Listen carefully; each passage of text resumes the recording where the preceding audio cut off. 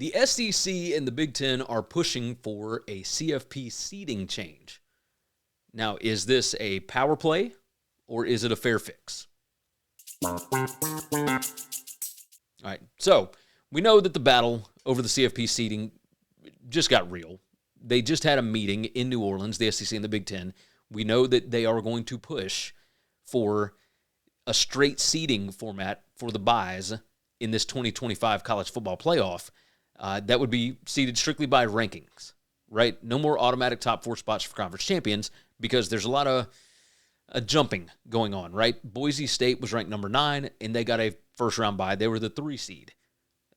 Clemson was the last ranked team in the field, and they were number 12. Number 4 was Arizona State, right? Arizona State was number 12 in the ranking and got the number 4 seed. The Big Ten and the SEC, they appear to be ready for a fight on this. So let's talk about it. Why would they want the change? The first thing would be is because it makes sense, right? But the second part would be if you follow the money and the matchups. I guess the matchups would be under what makes sense, right? The SEC Commissioner Greg Sankey and the Big Ten Commissioner Tony Petitti believe that the seeding should reflect the best teams, not conference politics. Petitti told Yahoo Sports, once the field is set, we need to discuss how it should be seeded. If applied last year, and I am of the opinion that the seeding would have been different if we hadn't have had the seeding the way that it was, right? The seeding, or how about the rankings would have been different. But regardless, you'll get my point here in a minute. If you applied it last year, you would have had number 1 Oregon, number 2 Georgia, number 3 Texas, number 4 Penn State. They would have all had byes in that first round. Your Big 12 champ, Arizona State, would have dropped from a number 4 seed to a number 11 seed. Tickets to everything are expensive these days, and I know you're like me.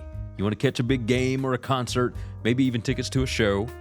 Why not save some money every time you buy tickets?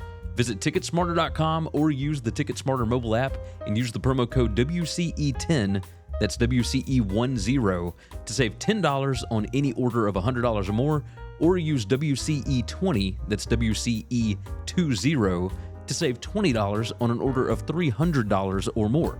It's not a one-time sign-up bonus or anything. Seriously, every time you buy tickets, you can save money on already great deals. So do yourself a favor. Think smarter with TicketSmarter. The current format grants an $8 million payday for teams earning buys, something the Big 12 and the Group of 5 are not going to give up without a fight, right? Because in the first round, I think it's only $4 million. In the second round, it's $8 million. Third round, I believe you get 12. You get it. So who's going to fight against this, right? The Big 12, the ACC, and the Group of 5. They are fighting against this. Notre Dame already agreed to it. They're fine with not getting a bye because they don't have to play a conference championship game. So their conference championship game is going to be that first round game at home, typically.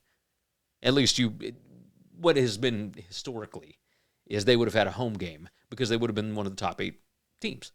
So the Big 12 commissioner, Brett Yormark, made it clear. He said, I do not have the appetite to give up any financial reward that comes with a bye. And the ACC's Jim Phillips, he compared the system to the NFL's playoff structure. He said it's not as if this system is so foreign. And he's right. Division champions get the top seeds in the NFL. But in the NFL, everybody is equal. It's not that way in college football. Boise State, other smaller programs, they benefited last season, and they won't back down without some serious negotiations here. But it doesn't appear that there's going to be anything coming up in 2026 that's going to make them giving up money this year a realistic possibility, right? The SEC and the Big Ten's bigger play is more teams, more games, more money, etc. They're not just eyeing 2025. The long-term plan could expand the playoff to 14 or 16 teams, and we've got another video on that. Ole Miss AD Keith Carter said, I think there will be expansion. I think he's right. The SEC is inching towards a 9-game conference schedule. Knowing that playoff expansion could secure them multiple automatic bids, they're not going to move to 9. They're not going to do a scheduling agreement with the Big Ten unless they have automatic bids in, because they don't trust the committee to work with them on schedule strength, right? It's a different deal in the SEC when it comes to schedule strength. So let's ask this. Can the change even happen? Yes, but obviously there's going to be a fight. Any change for 2025 needs to have unanimous approval from all 10 FBS conferences plus Notre Dame, which is nearly impossible. I mean, you can't get 11 people to agree on anything for the most part. Sankey himself admitted on the Paul Feinbaum show that something like this is really tough to achieve. Next week's CFP meeting in Dallas is going to determine if this push is a real possibility or if it is just conference posturing, right? So let's look at the final thought here. Let's figure this out. The SEC and the Big Ten are obviously going to throw their weight around. They want it to be the top 4 ranked teams getting the buys because that makes sense. I don't think the rest of college football is going to let them rewrite that. I don't think they're going to let them do that because of the money that is attached to it. The Big 12 understands that if we get put in a first-round game, there is a chance that somebody like an Ohio State or whoever else is going to be playing in that first round, and you won't be able to make it to the second round. So you're looking at a $4 million haircut.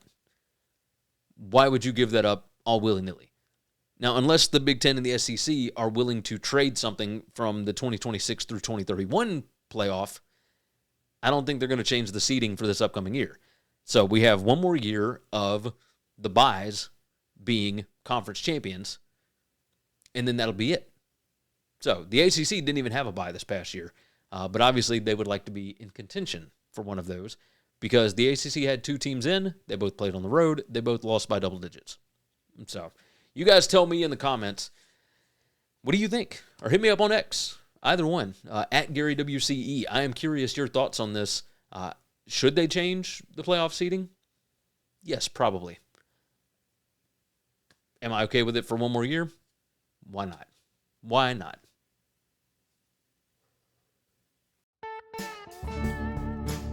Thanks for listening to Winning Cures Everything. Make sure and follow me on Twitter at GaryWCE. If you want to toss in a question, you can email me Gary at winningcureseverything.com. Make sure and hit that subscribe button, and we'll see you next time. We're proudly supported by Go Sleeves, the best kinesiology technology on the market. Go Sleeves' patented compression sleeves, socks, and more increase blood flow and lymphatic flow to help your body recover, manage pain, and maintain peak performance. Right now, you can save 15% by going to gosleeves.com/WCE or by using the promo code WCE on their site. Go Sleeves. It's go time.